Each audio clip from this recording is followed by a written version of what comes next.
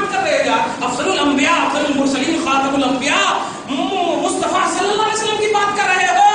ارے عمل کی دنیا میں صحابہ جو ایسے فائز تھے کہ ایک مشت راہ خدا میں خرچ کریں، احد پہاڑ کے برابر بھی تم خرچ کرو، ان کے ایک مشت کے برابر تم عمل میں نہیں آ سکتے، تو سوچو اس صحابی کے عمل کے برابر امت کا غوث قطب نہیں ہو سکتا، 1400 برس کے بعد ان کو چھوڑ کر نبی کے عمل کے برابر کیسے ہو سکتے؟ ان کو کیسے بیس بنا سکتے؟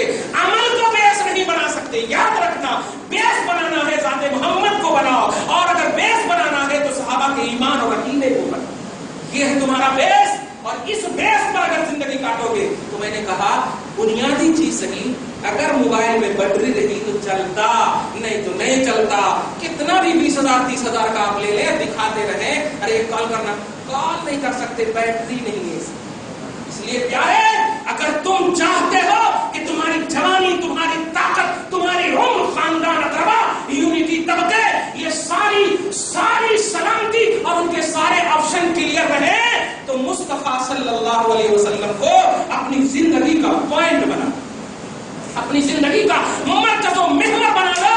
اگر رسول اعظم صلی اللہ علیہ وسلم نہ رہے، رسول اعظم صلی اللہ علیہ وسلم تمہاری زندگی کے شعبے میں کسی بھی زاویے سے اگر خطرات کے اعتبار سے رہے تو تمہاری ترقی نہیں ہو سکتی، تمہاری مغفرت نہیں ہو سکتی، تمہاری بخشش نہیں ہو سکتی۔ تم 2 گھنٹہ تک دعا کرو، 4 گھنٹہ تک دعا کرو، پوری میڈیا کے ساتھ دعا کرو، ہم نہیں کہیں گے، تم تنہائی میں دعا کرو، خدا کی قسم پورا معاشرہ سدھر جائے گا اگر نبی کا وسیلہ لو، پوری سوسائٹی سدھر جائے گی اگر مصطفیٰ کو سامنے رکھو۔ رسول اعظم صلی اللہ علیہ وسلم ہی ہمارے پوائنٹ ہیں، ہمارے پوائنٹ آف اتحاد اور پوائنٹ آف ارادت اور پوائنٹ آف مغفرت، جتنے بھی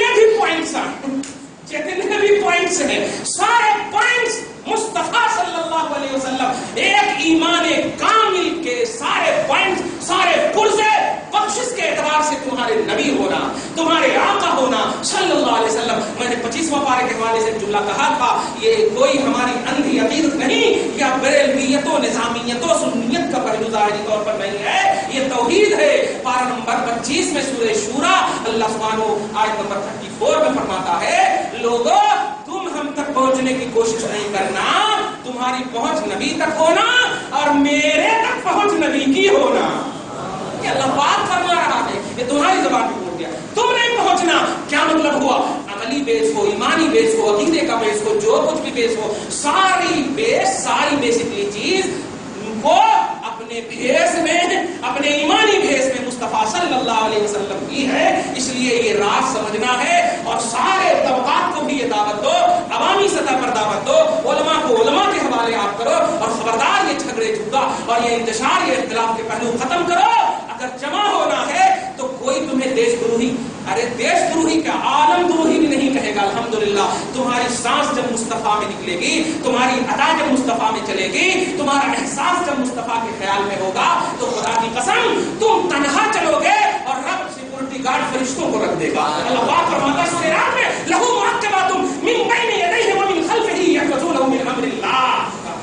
تم کیا سمجھتے سورہ رات میں دیکھو، یحفظونہ من امر اللہ، اللہ کا آرڈر ہو جاتا ہے، یہ نبی والے ہیں، اکیلے تم دیکھ رہے ہو، لیکن اس اکیلے میں بدر کا تصور ہے، حنین کا تصور ہے، یہ کم ہے مگر میرے پاس اہم ہے، کم ہے یہ میرے پاس اہم ہے۔ مجھے نجاتی نہیں چاہیے، مصطفیٰ والا چاہیے، مجھے نجاتی نہیں چاہیے، نبی والا چاہیے۔ اس لیے پیارے، نبی کے پوائنٹ پر اپنے آپ کو متحد ہو جاؤ، عقیدہ رسالت کے پوائنٹ پر اپنے آپ کو متحد کر لو اور رب سے دعا کرتے ہیں، مولا ہم سب کو اسی پوائنٹ پر متحد فرما، ہم سب کو اسی مرکز پر متحد فرما، ہم سب کو اسی بیس پر زندگی عطا فرما، ہم سب کو اسی بیس پر موت عطا فرما۔